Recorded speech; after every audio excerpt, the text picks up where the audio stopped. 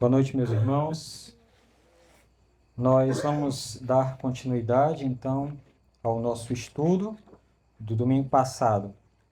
Nós estamos estudando sobre oração e o estudo que nós estamos fazendo, ele está intitulado como Aprendendo a Orar com o Senhor.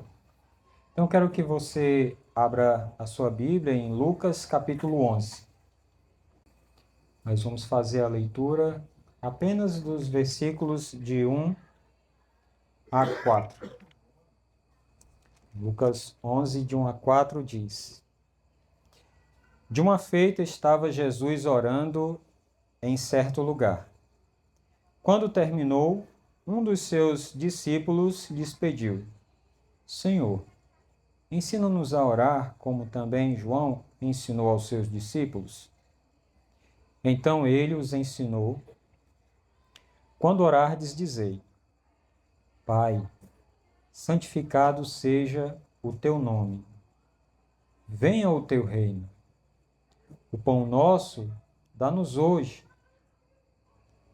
Perdoa-nos os nossos pecados, pois também nós perdoamos a todo o que nos deve. E não nos deixes cair em tentação. Oremos. Ó querido Pai, nós queremos nesse momento, Senhor, pedir uma vez mais a sua graça, uma vez mais, Deus, a sua compaixão, para que na noite de hoje, Deus, ao estudar esse texto, ele esteja tão claro para o nosso entendimento, Deus, e para o nosso coração, que não teremos, Senhor Deus, dificuldade alguma de compreendê-lo e também, Senhor Deus, de colocá-lo em prática na nossa vida.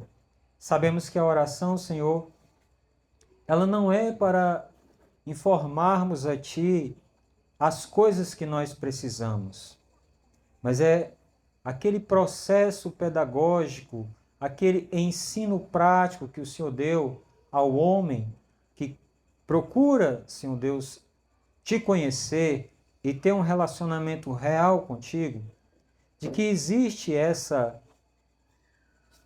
acesso, essa entrada na tua presença.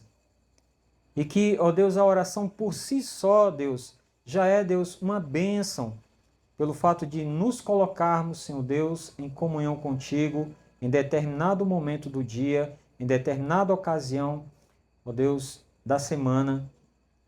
Então, ó Deus, eu peço que o Senhor nos abençoe. Na semana passada, nós vimos a exemplo do teu próprio filho, o quanto ele valorizava, Senhor Deus, a oração. Ele mostrou, ó Deus, na sua vida, ó Pai, o quanto a oração é importante para a igreja do Senhor. E hoje, Deus, nós vamos entender alguns pontos que ele deu destaque ao ensinar sobre a oração. Nós vamos dar atenção a apenas 3 deles nesta noite, Senhor. E pedimos que o Senhor nos ajude a entendê-los com toda a clareza possível. Assim oramos e agradecemos em nome de Jesus. Amém. Meus irmãos, nós aprendemos no culto passado, como eu falei, que o próprio Senhor Jesus, ele valorizava continuamente a oração.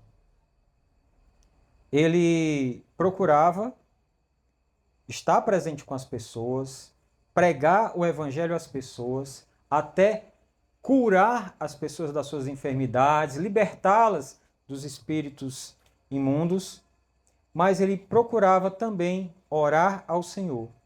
Nós vimos em diversas ocasiões que a vida de Jesus era uma vida envolvida pela oração.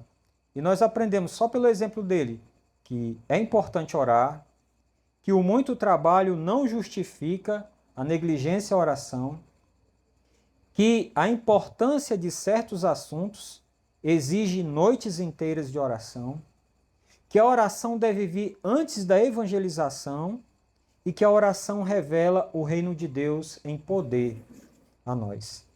Então, nós vimos na semana passada o que ele fazia. Agora vamos ver como ele fazia na sua vida de oração. E a primeira coisa que ele nos ensina, meus irmãos, sobre a oração é orando a Deus como nosso Pai. Essa é uma maneira que Jesus muitas vezes orava a Deus, chamando-o de Pai. Na verdade, a palavra que Jesus usava na língua aramaica para pai era tão chegada, era como uma criança se dirigindo ao seu pai mesmo. Geralmente uma criança, quando ela se dirige ao pai, a maneira que ela se dirige é um pouco diferente da maneira como um adulto se dirige. Então, tal era a relação com que Jesus ele se dirigia ao seu pai em oração e queria que os seus discípulos também assim se dirigissem a Deus o Pai. Então a primeira coisa que ele colocou para eles, né, está aqui no versículo 2, diz assim: quando orardes, dizei, Pai. Aqui no texto de Lucas, né, diz Pai, mas nós sabemos, em outra ocasião, quando Jesus ensinou sobre oração, ele usou a palavra Pai Nosso, ou seja, é se dirigindo a Deus como Pai que você e eu devemos orar. Agora, por que chamar a Deus de Pai? Muitas pessoas elas dizem, não, Deus é o meu Pai. Agora, os crentes, eles chamam a Deus de Pai por uma razão muito especial. E qual é essa razão? É porque Deus deu a mim e a você o poder de sermos feitos filhos de Deus. Olha como isso é interessante. Vamos lá para João capítulo 1. João capítulo 1. Se deixa marcado aí na sua Bíblia, Lucas 11. E vamos então lá para João capítulo 1. Em João capítulo 1, é aquele texto de abertura do Evangelho de João, em que vai falar ali do Logos, do Verbo, né? E no versículo 11 e 12 de João 1, ele diz algo muito importante para nós. Vejam só o que ele diz nesses versículos. Veio, versículo 11, veio para o que era seu e os seus não o receberam. Mas ouçam só, versículo 12. Mas a todos quantos o receberam, deu-lhes o poder de serem feitos filhos de Deus. Então, por que é que o crente, ele não somente pode, mas ele deve se dirigir a Deus como Pai? É porque Cristo tornou para nós não só possível, mas real a paternidade de Deus. Ou seja, você se dirige a Deus como Pai porque você recebeu de Cristo, pela fé em Cristo, o poder de ser feito filho de Deus. Olha só. Então, a primeira coisa que Jesus ele faz é a seguinte, ó, ele veio ao mundo, o mundo não o conheceu, ainda hoje muitos não o conhecem, mas a todos que receberam ele, esse receber a Jesus é receber pela fé. Então, quando você crê em Cristo, você está recebendo ele pela fé na sua vida. E o que é que você ganha? Você ganha o poder de ser feito um filho e uma filha de Deus. E por isso você pode se dirigir a Deus com essa intimidade. Nós irmãos, nós temos com os nossos filhos, né, um relacionamento que nós não temos com nenhum outro. Nenhum outro. Você pode ver muitas crianças brincando aqui no sítio, né? E você se importar com todas elas, você se preocupar com a segurança de todas elas. Qualquer uma delas que, digamos, cair nessa piscina, você é capaz de se atirar, você não vai só cair na piscina por causa do seu filho. mas você sabe que o seu filho tem com você uma relação especial, que nenhuma outra tem. Essa é a relação que Deus tem com os seus filhos. Uma relação toda especial, que nós muitas vezes não paramos para pensar nisso porque é tão comum. A gente ouve, Deus é o nosso Pai. O povo de Israel, ele não entende a Deus como Pai como os cristãos entendem a Deus como Pai. O que é que o povo de Israel entende a Deus como Pai? Como o Deus nacional. É o Deus da nação de Israel. Por ser o Deus da nação de Israel, ele é o nosso Pai. É como os judeus, né? Não sei se entendem assim até hoje, mas era como entender o Deus do povo de Israel. Mas quando você está dizendo Deus, nosso Pai, você está falando nessa relação de filho. Se Deus abrir os nossos olhos, que Deus assim o faça, nós vamos entender isso com uma clareza muito grande, irmãos. Agora, vejam só. Quando Jesus ele nos ensina a chamar Deus como Pai, não é somente usar a palavra Pai, é você olhar para Deus como Pai. E isso não importa como foi o seu pai com você. É possível que talvez nós não temos tido o melhor relacionamento com os nossos pais. É possível. Talvez você não tenha tido com o seu pai o relacionamento que você desejava ter enquanto jovem, enquanto adolescente, enquanto criança. Mas com Deus o Pai, você tem o melhor dos relacionamentos possível. É aquele que realmente conhece você como você é e realmente dá a você todo o amor que ele dá ao seu próprio Filho, Jesus Cristo. Claro que Jesus é o primogênito, né? Mas é o primogênito entre muitos irmãos. E o amor que Jesus nos ensina a demonstrar pelo Pai como um filho é também um amor respeitoso. Por que eu preciso destacar isso? Talvez no texto da sua Bíblia, como na minha, não tenha escrito, né, Pai nosso que estás nos céus. Mas você sabe que isso está no ensino de Jesus. O Pai está onde? Nos céus. E o que é que isso significa? Em termos práticos. Significa, irmãos, que embora nós tenhamos com Deus essa intimidade filial, essa intimidade ela também está marcada com respeito. Porque nós estamos aqui, irmãos, na terra. Mas o nosso Pai, ele está tão elevado acima de nós, tão elevado acima de nós, que é impossível, irmãos, é impossível que nós faltemos com respeito a esse Pai. Eu sei que tem muitas pessoas na nossa própria cultura que vê Deus pelas caricaturas que as pessoas fazem.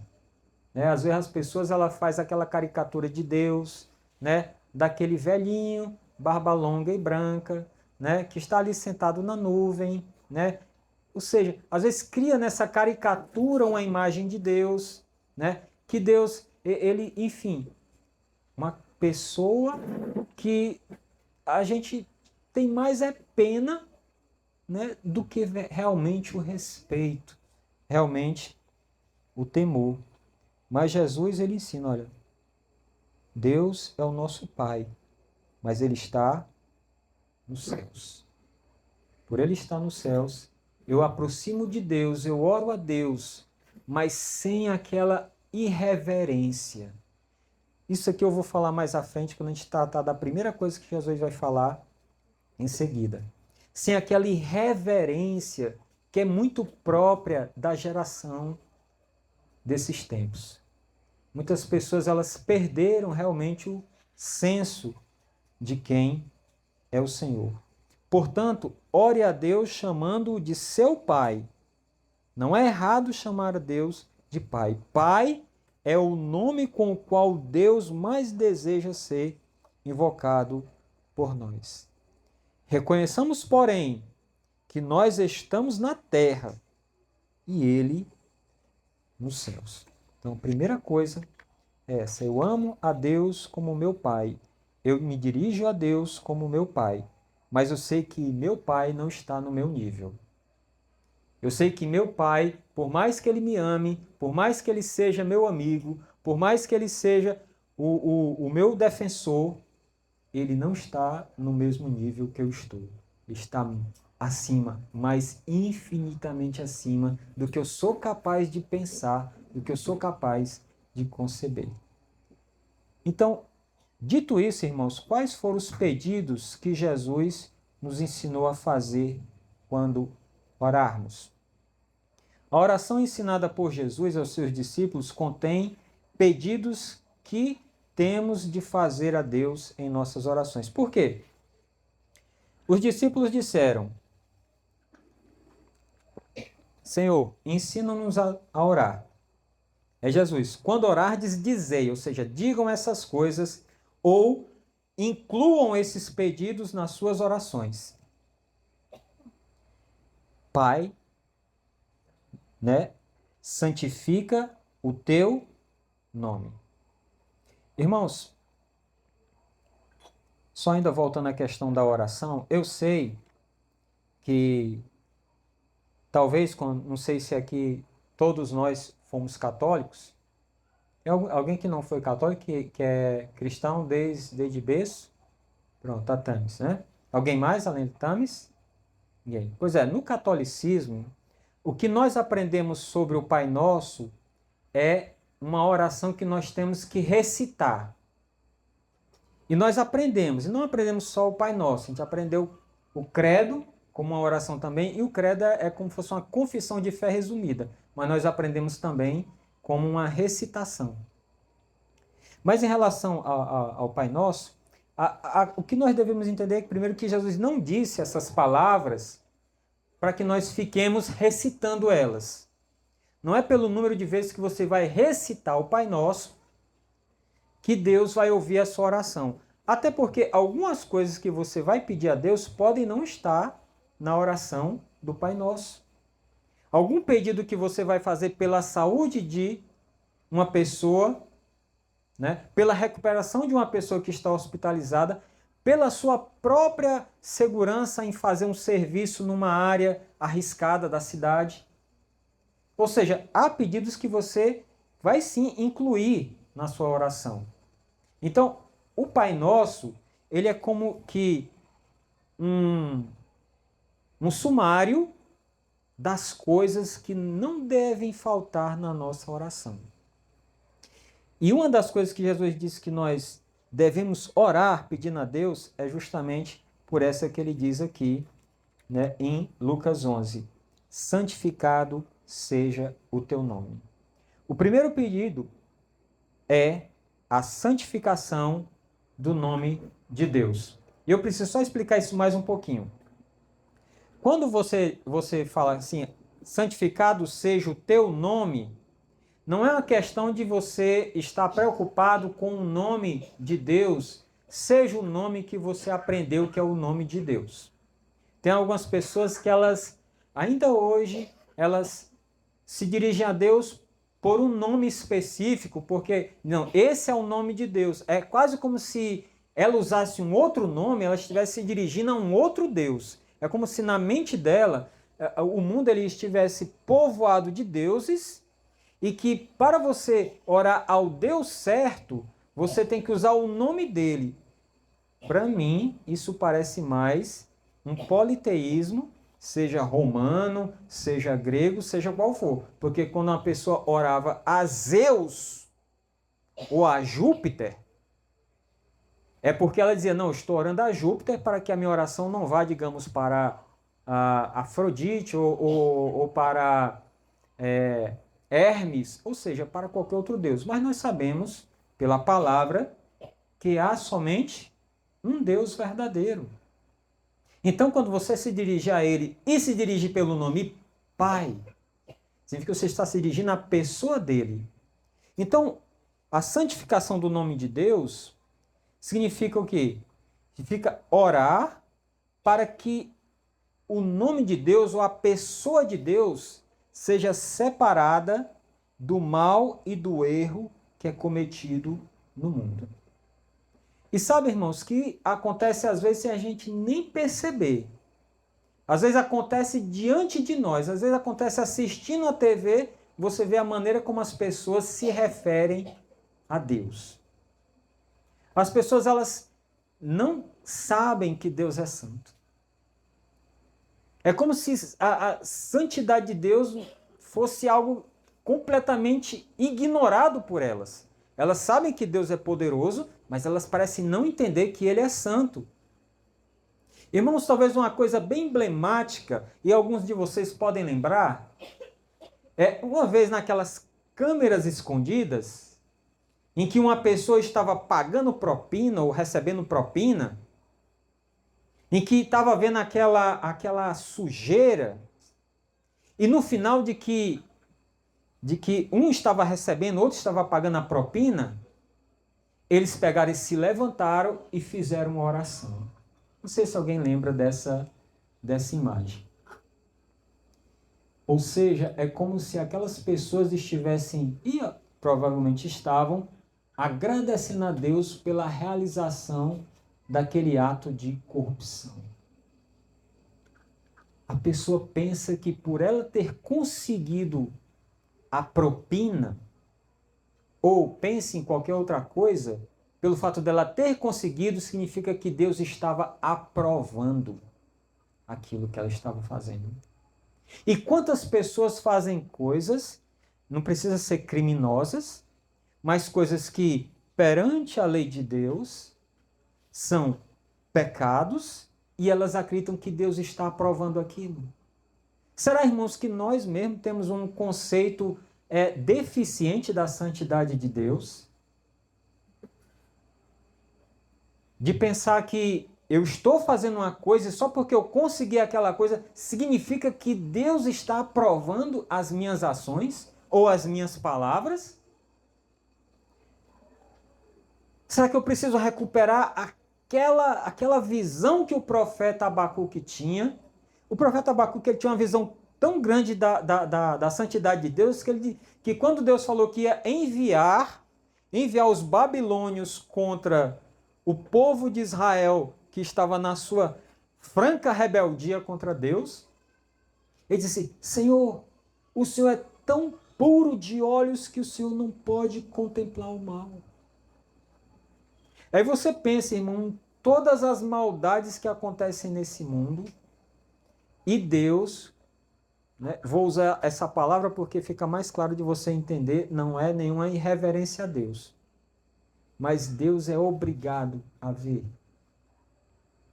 Porque Deus, ele vê todas as coisas, irmãos. Deus não é como nós. Você não quer ver uma cena, você simplesmente fecha os olhos. Deus não fecha os olhos dele em nenhum momento. Todas as coisas são vistas pelo Senhor. E você acha que Deus fica feliz em ver as pessoas cometendo corrupção e agradecendo a Ele? Não é porque uma pessoa consegue alguma coisa que significa que Deus está aprovando aquilo. Quantas coisas ruins as pessoas conseguem? Golpes. Já pensou? Talvez hoje mesmo uma pessoa tenha dado um golpe grande em outra e arrancado uma fortuna daquela pessoa e agradecendo a Deus porque conseguiu aplicar aquele golpe.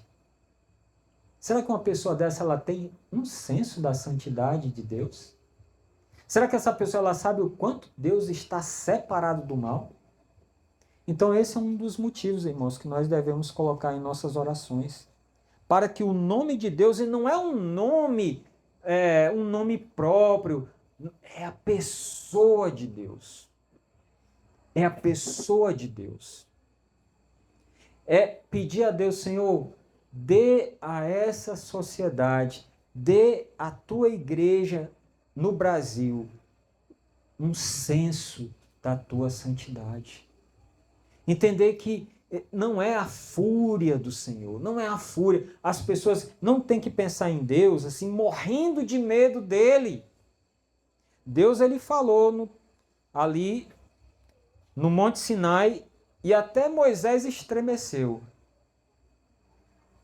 Mas Deus fez isso, claro, manifestando a sua glória, mas o temor que ele quer colocar no seu e no meu coração não é o temor de ter medo de chegar a ele. Não. É apenas para que a gente entenda que nós estamos na terra e que ele está no céu. E que se nós temos algum contato com o pecado, com o erro, ele não tem nenhum. Ele não tem nenhum. O apóstolo João, ele diz na sua primeira carta, e esta é a mensagem que dele recebemos, que Deus é luz, e não há nele treva nenhuma.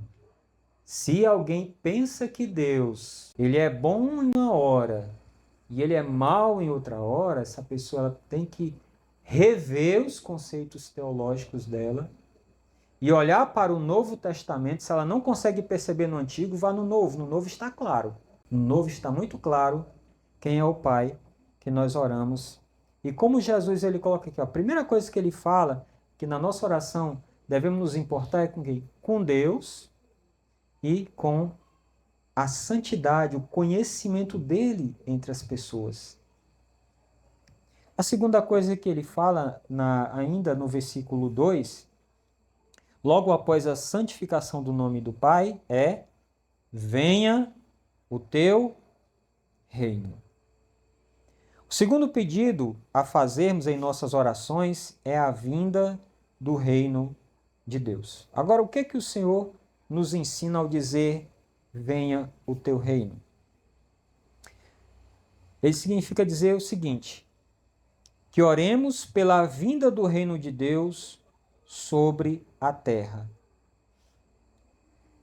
Nós lemos um texto, eu nem percebendo agora a correlação. Quando Jesus ele estava com os seus discípulos na Páscoa, e ele tomou aquele cálice, e depois ele fez a ceia, mas é interessante que ele disse: não tomarei de novo esse cálice até que venha o teu reino. É desse reino que Jesus está falando aqui na oração. Ou seja, vai haver um momento, vai haver um tempo em que Deus ele vai reinar sobre a terra.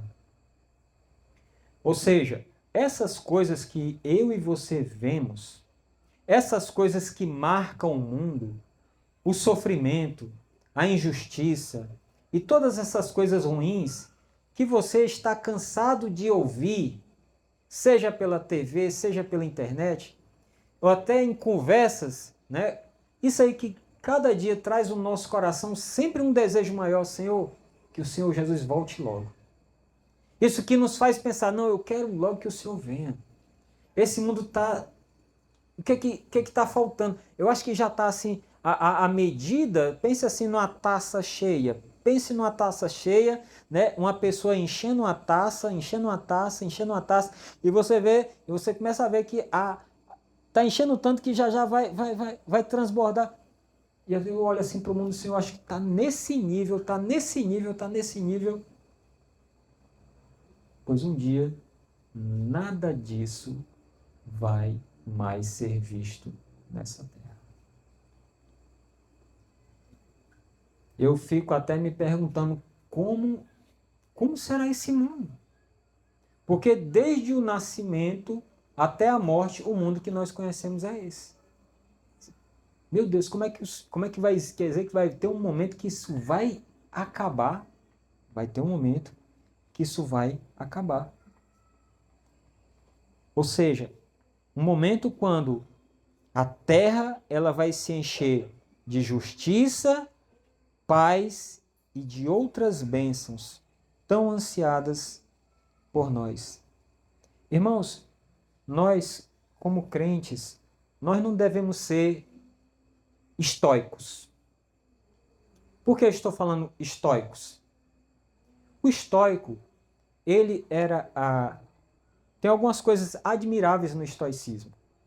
Não estou condenando essa filosofia. Mas tem uma coisa que o estoico procura ser, que eu acho que não é esse nós não temos que agir como eles nesse ponto. O estoico, ele procura ter uma tranquilidade inabalável. Ser impassível ao sofrimento. Nesse ponto ele quer ser forte. Mas se essa impassibilidade ao sofrimento me leva a olhar esse mundo com indiferença, eu vejo que nesse ponto o estoicismo ele se desvia da verdade. Você tem que ver a injustiça, irmãos, e não se alegrar com a injustiça, mas se entristecer ou se indignar com a injustiça. Eu não posso ver o mal e olhar para o mal da mesma forma que eu olho para o bem. Estão entendendo? Então, nesse sentido, eu tenho que realmente pedir, Senhor, venha o teu reino. Venha o teu reino. No Salmo 2 que foi lido, um salmo messiânico, fala da vinda do reino. O rei, ele já está coroado. O rei, ele já está entronizado no céu. Agora, um dia, os pés deste mesmo rei vão pisar novamente nessa terra. Aí, nesse tempo, essas coisas vão ser varridas, meu irmão e minha irmã, aqui da terra. Então, eu tenho que colocar nas minhas orações, mesmo que não seja nessas palavras exatas, mas, Senhor, venha, Senhor. Arrebate da mão do homem esse cetro, esse governo que o homem acha que tem e que pode esmagar o outro só porque tem a força. Porque esse homem está no poder, ele manda e outra pessoa mata uma terceira. Porque está no poder daquele homem, porque aquele homem tem autoridade para fazer isso. E os homens, porque têm autoridade, fazem muitas crueldades no mundo. Então, Senhor, venha e arranque esse cetro da mão desses homens. E venha o Senhor mesmo reinar. E que eles temam quando o Senhor estiver aqui, quando o Senhor aparecer nesses céus, que eles temam, eles se encham de temor por verem o Senhor. E na verdade, é isso que justamente vai acontecer quando o Senhor voltar, pois ele mesmo disse, usando uma figura dos homens clamando às montanhas que elas, que elas desabem sobre eles, escondendo eles da ira do Cordeiro. A terceira coisa que o Senhor nos ensina na sua palavra, e essa é a terceira e última do nosso estudo hoje, é que nós também oremos para que seja feita a tua vontade, assim na terra como no céu. O terceiro pedido é como a extensão do segundo pedido. Talvez na Bíblia que você está usando, em Lucas, não tenha, seja feita a tua vontade, assim na terra como no céu. Mas se você for a Mateus capítulo 6, versículo 10, você vai encontrar exatamente essas palavras. Então essas palavras, elas fazem parte do ensino de nosso Senhor sobre a oração. E o que é que o Senhor quer que nós peçamos a Ele ao fazer esse pedido a Deus? No segundo pedido, nós oramos pela vinda do reino de Deus. Isso aí, irmãos, é uma coisa futura. Esse reino que você pede para vir, que o próprio Senhor Jesus pedia para vir, lembra da EBD que a gente teve? Que os discípulos, esse é o tempo de restaurar o reino de Israel. O Senhor disse, não compete a vocês saber os tempos e as estações em que o Pai reservou pela sua própria exclusiva autoridade. Ou seja, o reino de Deus é uma coisa futura. Também vai ser o último reino. Então não vai vir nenhum outro depois.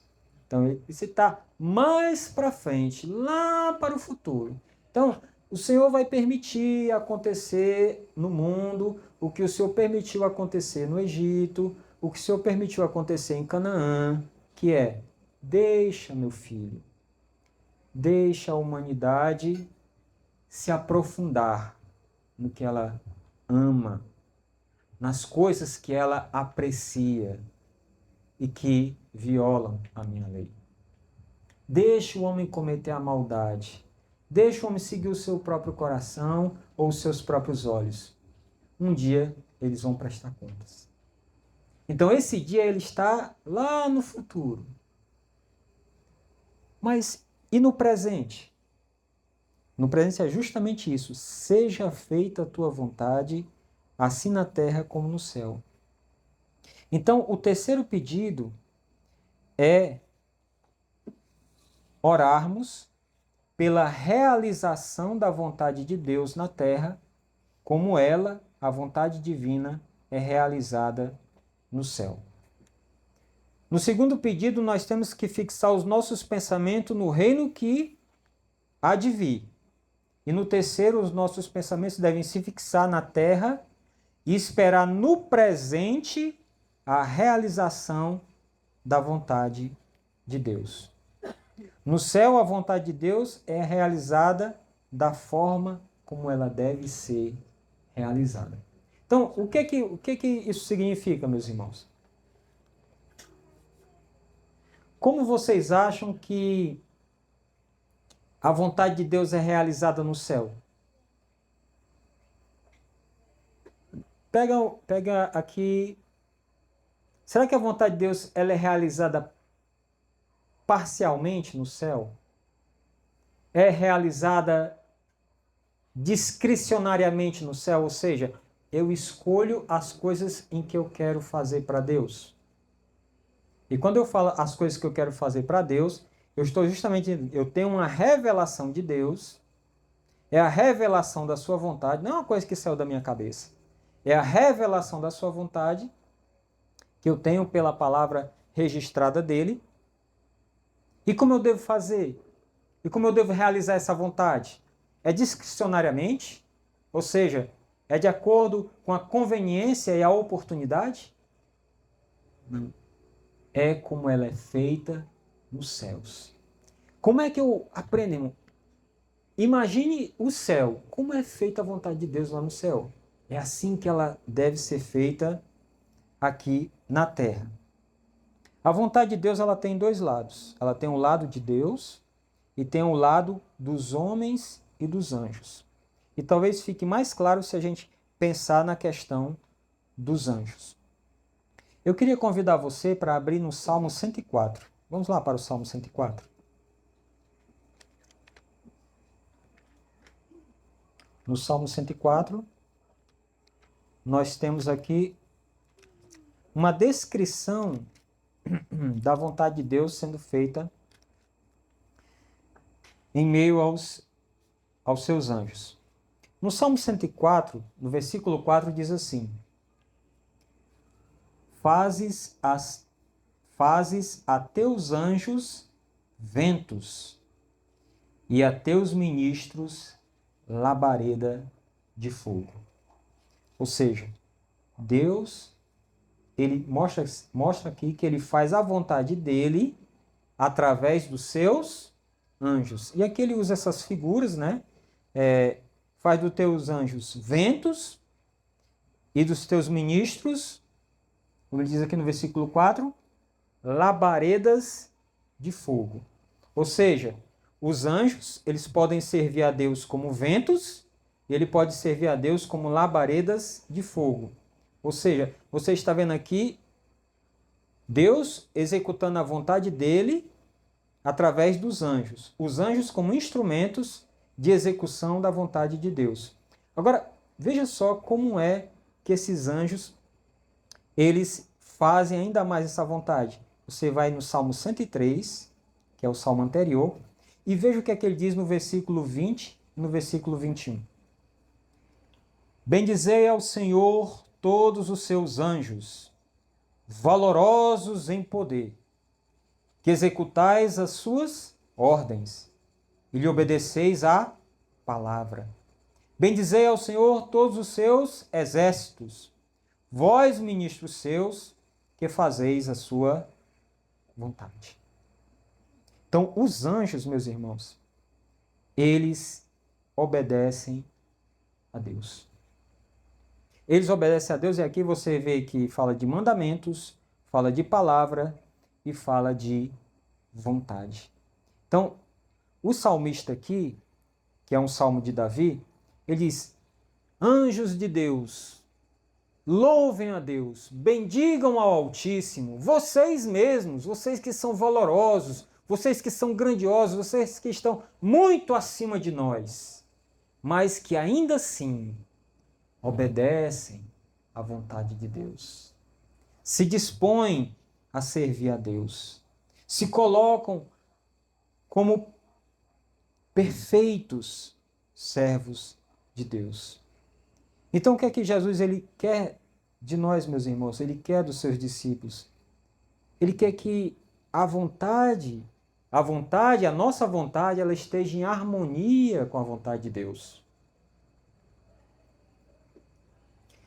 Quando a minha vontade, ela está em harmonia com a vontade de Deus, então é quando a vontade dele está sendo feita na terra como é feita no céu.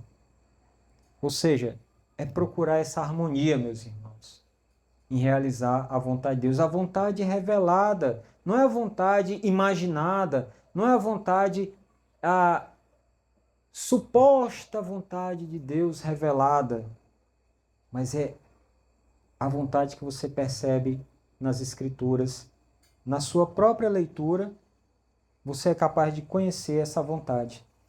Moisés, ele, orando lá, aliás, orando não, escrevendo ao seu povo, ele dizia que as coisas encobertas pertencem ao Senhor. E tem muita coisa que está encoberta que pertence ao Senhor. Muitas vezes são os porquês que nós perguntamos. Senhor, por quê? Coisas encobertas que pertencem ao Senhor. Mas as coisas reveladas, elas pertencem a nós e aos nossos filhos. Para que propósito? Para que cumpramos as palavras desta lei. Então, todo conhecimento que Deus nos dá, meus irmãos, é um conhecimento para a prática. Nenhum conhecimento do Senhor é apenas um conhecimento teórico. Um conhecimento que é apenas para entreter o nosso intelecto, mas sim para que a gente possa levar para a nossa vida prática. Então, oremos para que Deus faça a sua vontade na terra, como ela é feita no céu. Isso mostra, meus irmãos, que até para você alcançar a vontade de Deus, realizar a vontade de Deus dessa maneira, você não vai conseguir pelas suas forças. Nem que você contratasse uma pessoa para que essa pessoa, ela punisse você toda vez que você pecasse, você ia conseguir fazer essa vontade de Deus. Já pensou? Você abre assim um jornal e está lá, né? Uma pessoa, né, se oferecendo: eu me ofereço para punir você, né, sempre que você cometeu algum pecado. E eu não peço nem compensação financeira. Para mim é um prazer ajudar você. Você ia querer a ajuda de uma pessoa dessa? Toda vez que você pecasse, né? A pessoa, opa, já estou aqui. E essa pessoa lhe punisse de alguma maneira? Nem assim você ia conseguir. Você ia continuar errando e errando. Porque pela nossa força, irmão, nós não conseguimos. Nós precisamos de Deus. Senhor, me ajude, Senhor. Me ajude a fazer a tua vontade como o Senhor deseja que eu realize a sua vontade. A vontade que o Senhor me mostrou na palavra, mas que eu tenho tanta dificuldade ou falta de entendimento para colocar em prática. E me perdoe, porque mesmo entendendo o máximo que eu posso da tua vontade, eu ainda me vejo tão limitado nos meus esforços. Mesmo assim, irmãos, mesmo assim, nós acabando tendo essa harmonia no coração em relação à vontade de Deus, nós vamos estar cumprindo a vontade de nosso Senhor.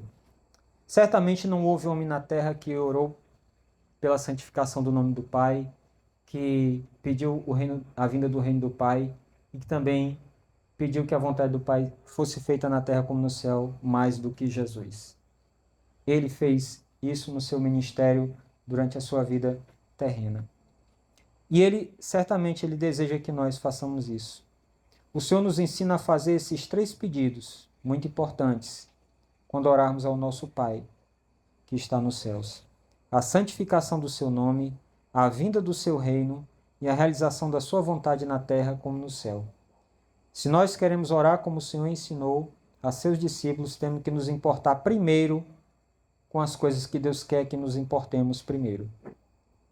Aquilo que mais importa para Deus, nosso Pai, é aquilo que deve estar no início das nossas orações. Nessa oração que o nosso Senhor faz, depois ele se volta para as nossas necessidades. E querendo o Senhor, não nesse próximo domingo, eu não vou estar aqui para ensinar, mas virá outro irmão que vai trazer a palavra. Então, no domingo posterior, a gente continua e conclui esse ensinamento. Então, que Deus os abençoe e vamos orar. Senhor meu Deus, eu quero agradecer a Ti, Senhor, pelas lições que nós aprendemos, ó Deus, da Tua palavra. Sabemos, ó Deus, que a oração é para muitos, ó Deus, apenas a recitação de palavras. E alguns acreditam que o número de vezes que elas recitam essas palavras faz com que elas estejam, Senhor Deus, mais perto de alcançar aquilo que elas querem. Mas nós sabemos, ó Deus, que não é pelo número de vezes que nós recitamos palavras que nós, ó Deus, alcançamos, mas porque nós, ó Deus, colocamos diante de Ti os nossos desejos, as nossas ansiedades, as nossas inquietações, os nossos problemas e aguardamos na Tua misericórdia. E sabemos, ó Deus, através da Tua palavra, ó Deus, que o Senhor é o nosso Pai e como Pai o Senhor se importa conosco de uma maneira especial. E que o Senhor não vai nos negar alguma coisa que seja para o nosso bem. Mas que o Senhor ainda assim, mesmo não nos dando as coisas que nós queremos, o Senhor continuará nos abençoando nessa vida. Que nós possamos, ó Deus, entender melhor a Tua santidade, compreender melhor o Teu reino, Deus, e orar, Senhor Deus, para que a Tua vontade seja feita na terra, como ela é feita no céu. Que o Senhor abençoe essa igreja, ó Deus, essa congregação que o Senhor tem plantado aqui nessa comunidade. E que, ó Deus, mais à frente, nós possamos ver essa igreja crescendo ainda mais, não só em número, Senhor Deus, mas também, ó Pai, em conhecimento da Tua vontade e no transbordamento desse conhecimento em nossas vidas. Que o Senhor abençoe a cada um de nós. É no nome de nosso Salvador Jesus Cristo que assim oramos. Amém.